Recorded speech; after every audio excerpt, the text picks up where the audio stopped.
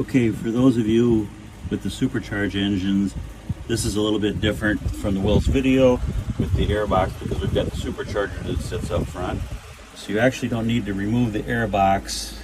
This air intake pipe connected to the manifold does not have to be removed. I found out after the first engine, but it definitely did give you extra hand room. So it's up to you. All right, so we're going to take this air intake hose off. Clamp here. Clamp here. There, coming loose. There, coming loose. Taking this whole hose out. All right. The first 4 bolts we're going to take out. 1, 2, 3, and 4. As well as we did have to take these 2 screws out to get this sensor out, because the cable runs underneath of right here into that spot right there. We pull it out straight, put something in the hole to protect it. Don't want nothing getting in. Also disconnected our plugs here, here, here, and here. Next step is removing the next 4 bolts down. The first one is there. The second one is there. Third one is there. Fourth one is right there. These are all 12mm bolts. All right, next step is the bottom 2 bolts on the brackets, which one is right here, right there. The other one, right there.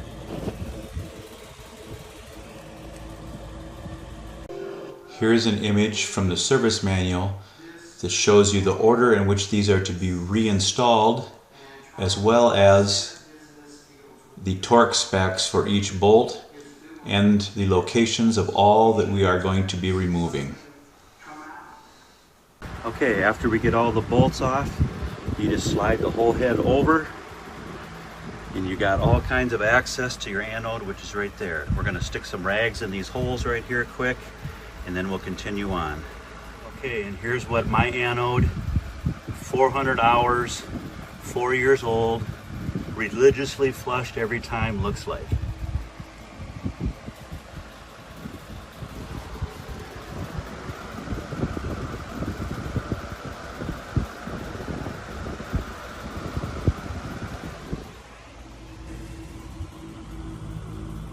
We'll do a little clean out and get the new one in. Okay, hole's been cleaned out. You just use some dental picks and a screwdriver, vacuumed the hole out, and got the new one fitting in there right now. Got the screw just started. We're going to go ahead and bolt that in, and then it's just a matter of reversing the process. So the anode has been replaced. I've picked the intake back up and placed it over the acorn stud and put the nut on it. The other acorn nut, and put the stud on it to hold it. Now I'm going to put in all the bolts one by one with blue Loctite, and then I will tighten them all down. There is an order, I will post it with this video, that you're supposed to torque them back down in. You do it in 2 stages. I believe the first set is 12 foot-pounds and the ending is 23 foot-pounds for all of the screws on board. When you remove the acorn nuts on bolt 5 and 6, the acorn nut may come off the bolt, or the bolt may come out with the acorn nut. Either way, you're fine. Just put the blue Loctite on them when you put them back in and torque them as expected. Okay, we went through each of the 10 bolts, torqued them to 12 pounds, then torqued them to 23 pounds. The manifold is now back on completely. I've plugged in my electrical from my spark plug. This one I've left loose. I've got to remove these to get this sensor back installed over here. Then we will reattach the plumbing or the air pipe underneath of here, and engine 1 is complete. Okay, we've uninstalled this one, ran our plug underneath of there. We are putting the sensor back into the hole.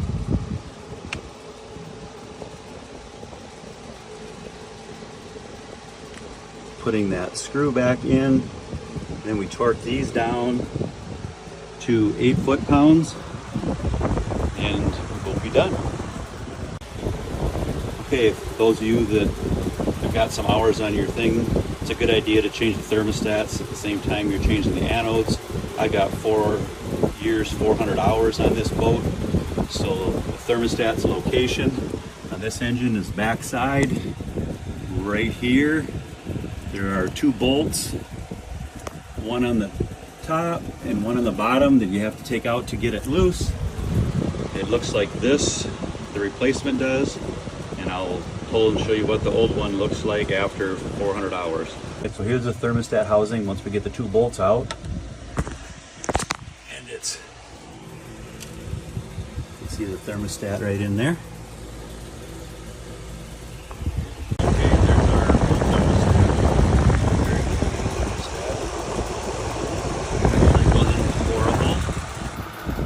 Fair amount of corrosion and buildup on the bracket.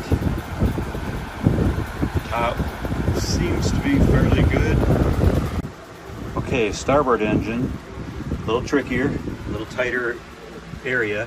I am finding that using your box here with entry on this side makes it much easier. So I've unhooked my the air hose. I'm going to take the air box out, and that's just going to give me a little bit more working room when I'm working in there for 2 simple little screws. Okay, starboard side engine, working through the hatch.